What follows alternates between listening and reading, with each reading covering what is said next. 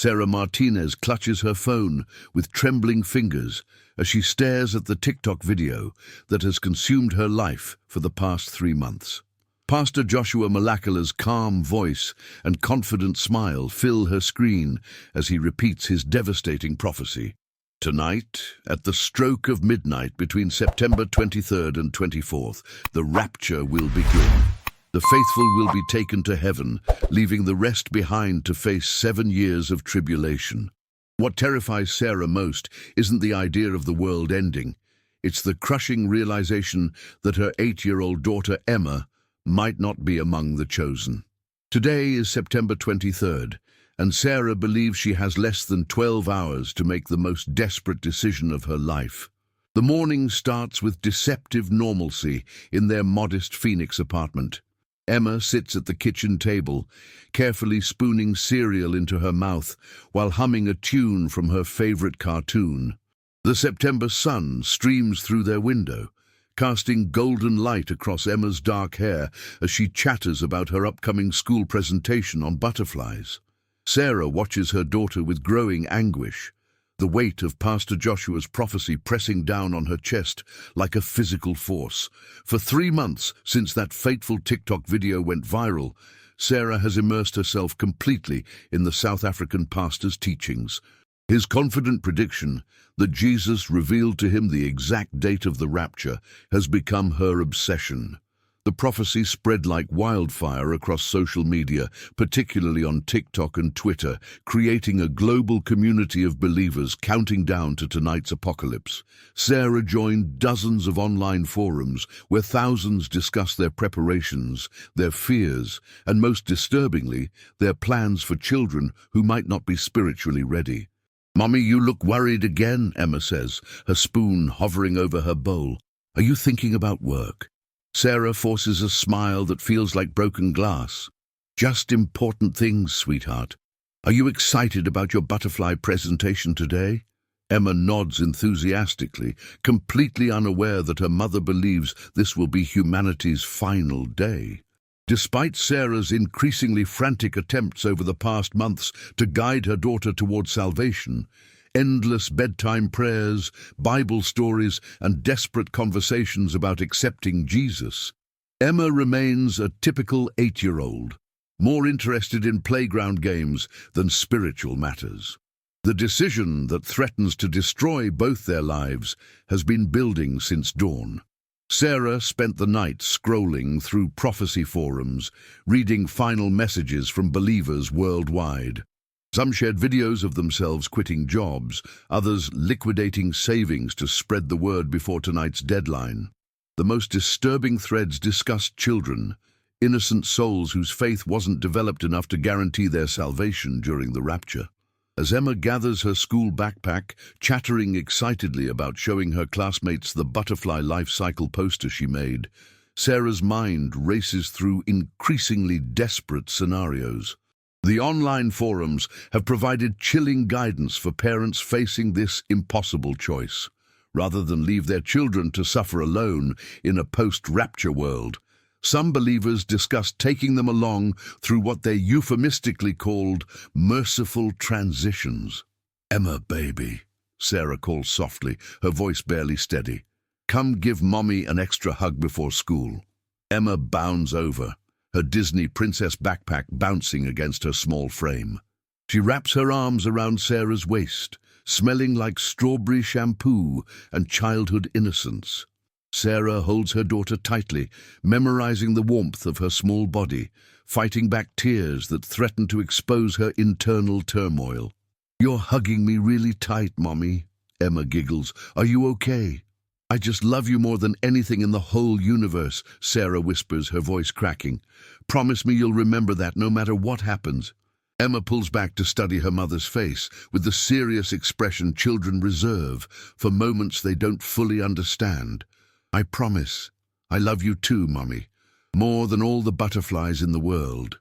The innocent declaration hits Sarah like a physical blow. Here is her daughter, pure and loving, already wise in the ways that truly matter. How has she convinced herself that Emma isn't spiritually ready? How has she allowed an internet prophecy to make her consider the unthinkable? The school bus arrives with its familiar rumble and hydraulic wheeze. Sarah walks Emma to the curb, holding her hand longer than usual, fighting the urge to keep her home on this potentially final day. As Emma climbs aboard, backpack nearly as large as she is, she turns to wave with uninhibited joy. "See you after school, Mommy. Don't be sad while I'm gone." Sarah waves until the yellow bus disappears around the corner, then returns to their empty apartment with a heart full of lead. She has 8 hours before Emma comes home. 8 hours to prepare for what she believes could be their last night together, or 8 hours to find the courage to make peace with an unthinkable choice. Her phone buzzes constantly with notifications from prophecy forums. The excitement is intoxicating as believers worldwide share their final preparations. Sarah finds herself drawn into increasingly intense conversations about signs and portents that seem to confirm Pastor Joshua's prediction. The outside world feels distant and surreal compared to the urgent spiritual reality consuming her online community. Around noon, her elderly neighbor Mrs. Chen knocks on the door, concerned about Sarah's recent behavior. Over the past month, Sarah has become increasingly isolated, declining social invitations and acting strangely during brief hallway encounters. Mrs. Chen brings homemade soup and gentle questions about Sarah's well-being. "You seem troubled lately, dear," Mrs. Chen says, her weathered hands holding the soup container. "Is everything all right with you and Emma?" Sarah struggles to maintain normalcy while her mind screams with prophetic urgency. "Just dealing with some personal matters, Mrs. Chen." "Thank you for the soup. Emma will love it." Mrs. Chen's knowing eyes suggest she senses deeper troubles, but she respects Sarah's privacy. "Remember, dear, sometimes the things we worry most about never come to pass. Faith should bring peace, not anxiety." After her neighbor leaves, Sarah stares at the container of soup, a simple act of human kindness that suddenly seems more real than all her apocalyptic preparations. She attempts to eat lunch, but finds food tasteless, her stomach churning with anxiety and desperate hope. The rational part of her mind, dormant for months under the weight of prophetic certainty, begins to whisper uncomfortable questions. The afternoon crawls by with agonizing slowness. Sarah's laptop displays dozens of browser tabs, prophecy forums, biblical interpretations, and disturbingly, articles about carbon monoxide and peaceful methods of ensuring families stay together through traumatic transitions. She bookmarked these resources weeks ago, just in case, telling herself she would never actually use them. But as the hours tick toward midnight, the unthinkable begins to seem not just possible, but necessary. At 3:30 p.m., the familiar rumble of the school bus returns Emma to their street corner.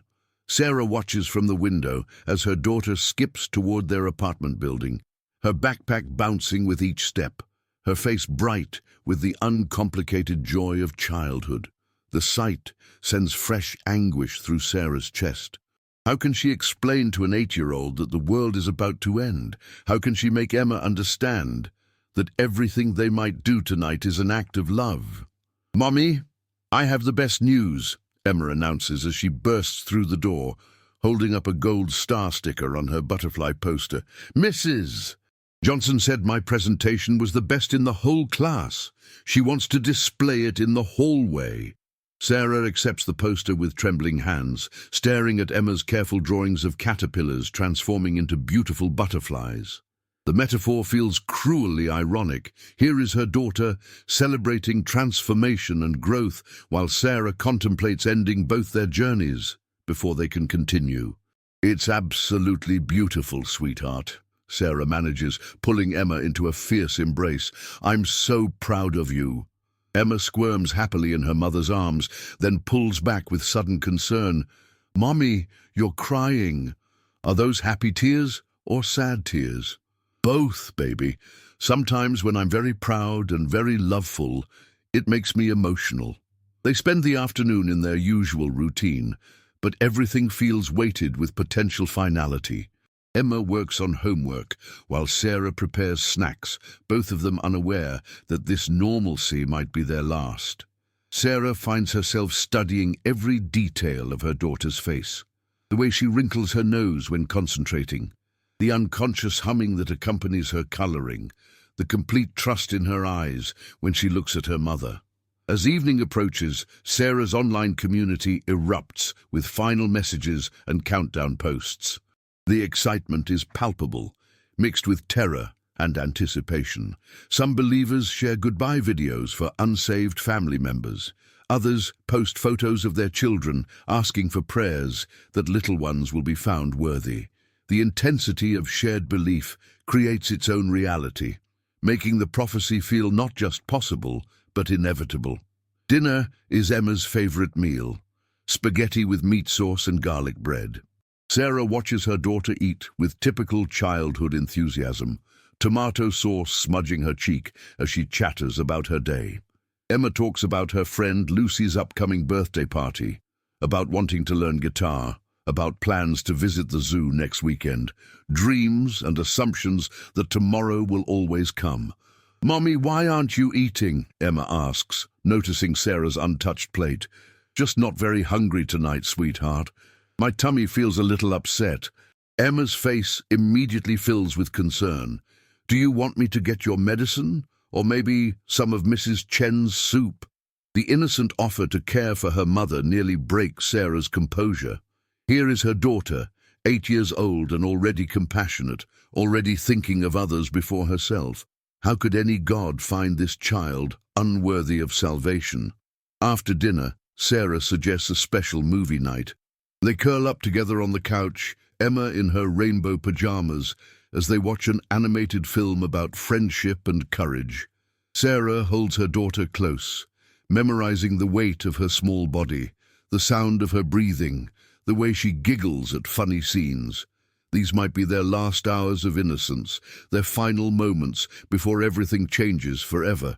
As bedtime approaches and the prophecy's deadline draws near, Sarah feels her carefully constructed resolve beginning to crumble. Emma brushes her teeth with typical dawdling, making faces in the bathroom mirror and creating stories about the characters on her toothbrush. The mundane ritual suddenly seems precious beyond measure.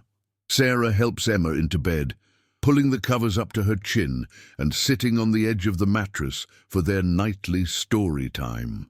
Emma's stuffed animals surround her like gentle guardians. Mr. Buttons, the teddy bear, a purple unicorn named Sparkles, a small elephant that plays lullabies. These are the treasures of childhood, the simple objects that make Emma's world safe and magical. "Tell me a story about us, Mommy," Emma requests, her eyes already heavy with approaching sleep. "About how we're always together and nothing can separate us." The request shatters what remains of Sarah's composure. She begins to cry openly, unable to maintain her facade any longer. Emma sits up in alarm, reaching out to touch her mother's face with warm, small hands.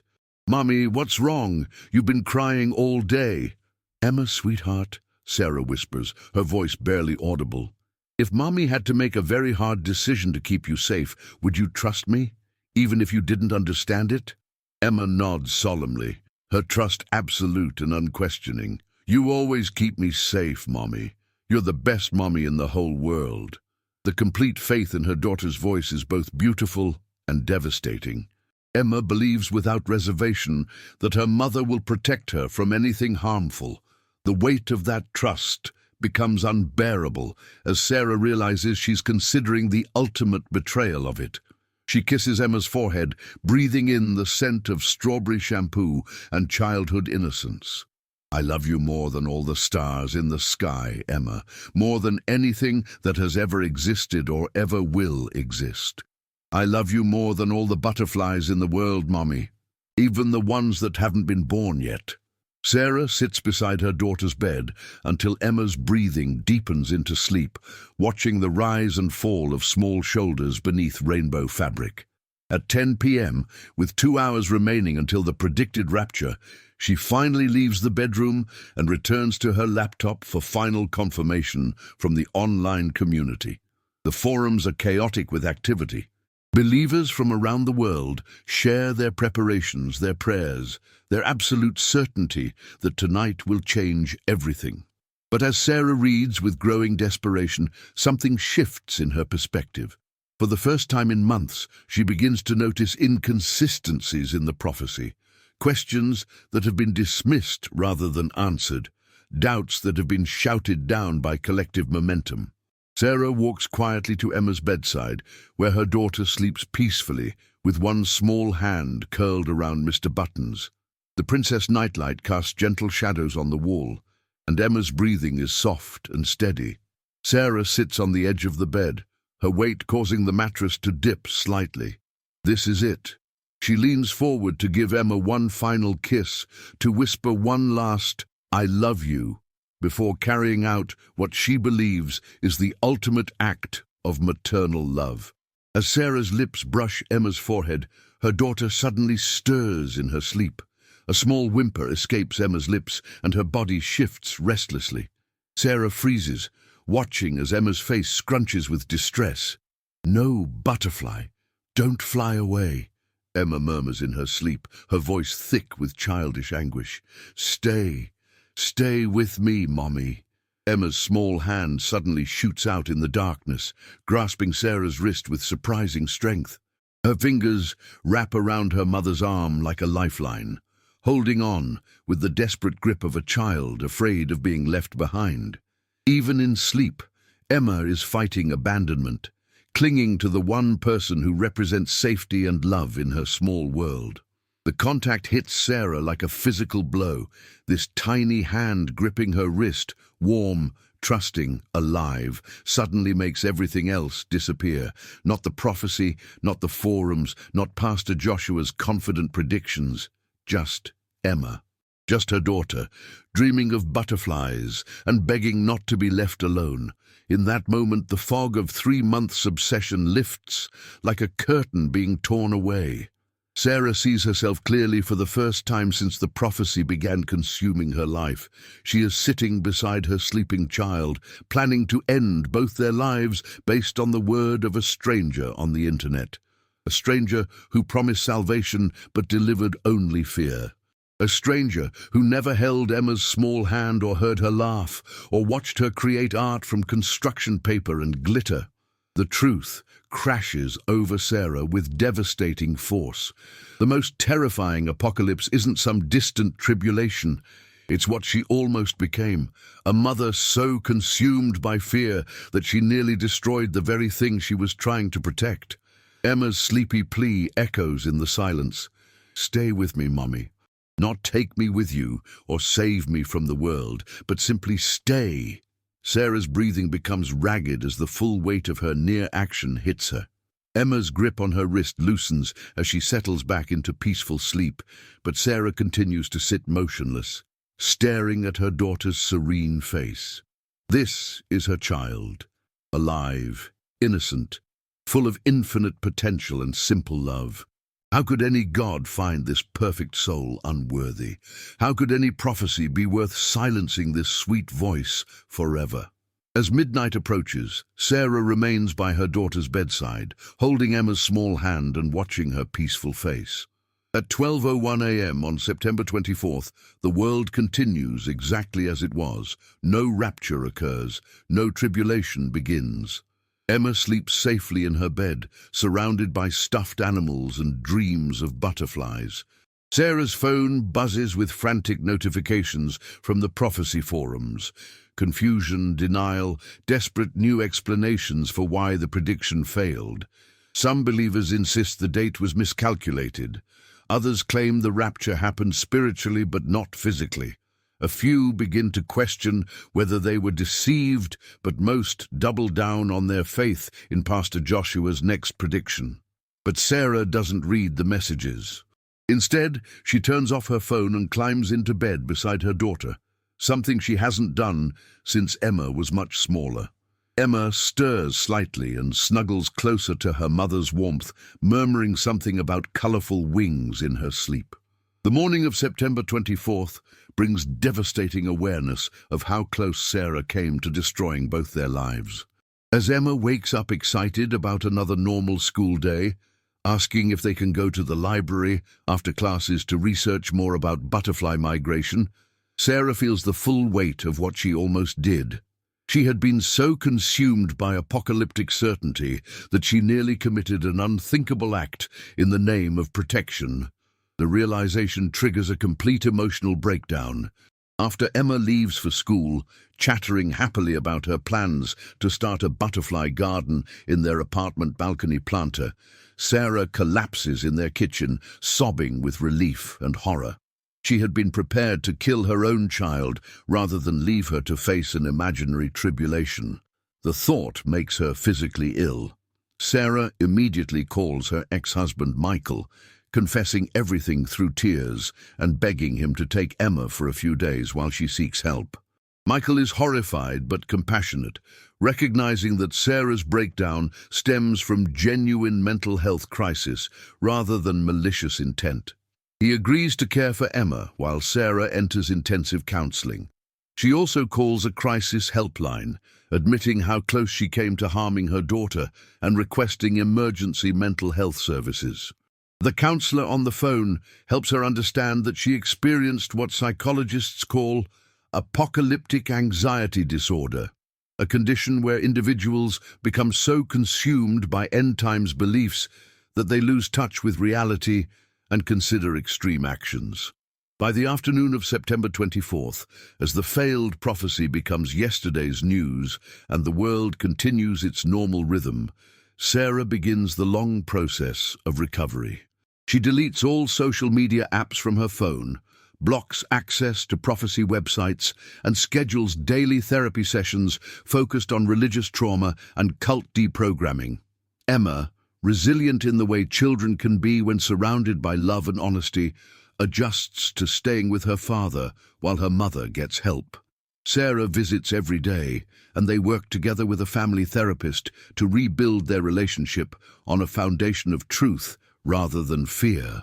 Emma learns that her mother was very sick in her thinking but is getting better, and that love means getting help when you need it most.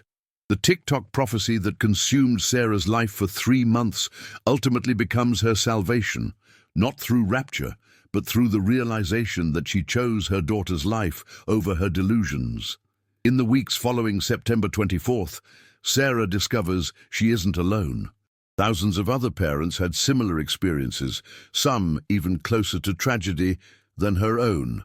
Support groups form for survivors of prophecy movements, and Sarah finds healing in sharing her story and helping others recognize the warning signs of dangerous religious obsession. The butterfly poster that Emma made for school becomes a symbol of transformation in their household.